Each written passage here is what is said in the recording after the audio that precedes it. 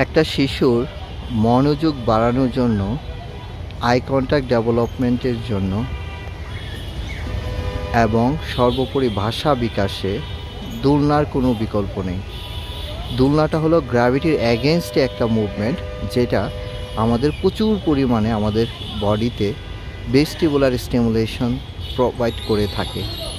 আপনারা যারা আমার ভিডিওগুলো দেখে থাকেন, আপনারা প্রায় খেয়াল করবেন আমি ভেস্টিবুলার সিস্টেম নিয়ে প্রচুর কথা বলি আপনাদের, কারণ আমি জানি এই ভেস্টিবুলার সিস্টেমটার গুরুত্ব কতটুকু, এবং এই সিস্টেমটা নিয়ে কাজ করতে গেলে আপনাকে অবশ্যই আপনার শিশুটাকে এই ধরনের এই যে থেরাপি দোলনাগুলা বা এই যে বিভিন্ন পার্কে এনে বাচ্চাদের এই ধরনের দোলনাগুলাতে আপনারা রাইডগুলাতে যতটুকু সম্ভব চড়ানোর ব্যবস্থা করবেন।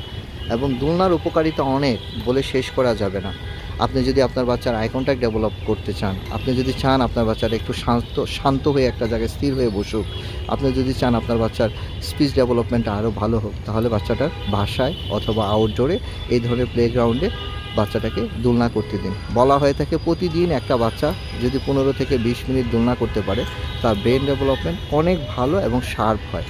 এবং স্পেশাল বাচ্চাদের জন্য যে দোলনা শুধু উপকারী তা কিন্তু না, এটা আমাদের যে সো কল্ড নর্মাল বাচ্চা, যাদেরকে আমরা নর্মাল বাচ্চা বলি, হ্যাঁ, তাদের জন্যও কিন্তু এটা অনেক উপকারী। তো আশা করি বুঝতে পারছেন দোলনার প্রয়োজনীয়তা।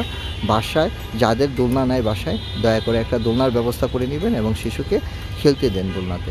ভালো থাকবেন, সুস্থ থাকবেন। আসসালামু আলাইকুম ওয়া রাহমাতুল্লাহি ওয়া বারাকাতুহু।